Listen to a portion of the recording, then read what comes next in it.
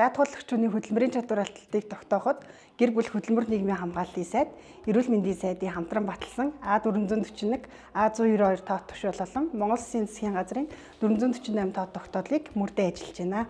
За тухайн даатгуулагч хүн хөтөлбөрийн чадвар алдалтаа анх тогтоолохдоо харьяа дүүргийн эрүүл мэндийн байгууллагын эмчийн хяналтанд 90 болон 180 хоногийн турш хянагдана. Үүнд ердийн өвчин бол 90 хоногоор, за үйлдвэрлэлийн освол, сүрье, хурц хордлого, халдварт өвчин байх юм бол 180 хоногийн турш хянагдаж хөтөлбөрийн чадвар алдалтаа тогтоолох бүрэн боломжтой. За мөн даатгуулагч хүн хөтөлбөрийн чадвар алдалтыг сунгуулахдаа хөтөлбөрийн чадвар алдалт тогтоолгосон хугацаа дуусгар болсон өдрөөс хойш 14 хоногийн дараагаар эсвэл хугацаа дуусгахаас өмнө 14 хоногийн дотор сунгуулах бүрэн боломжтой.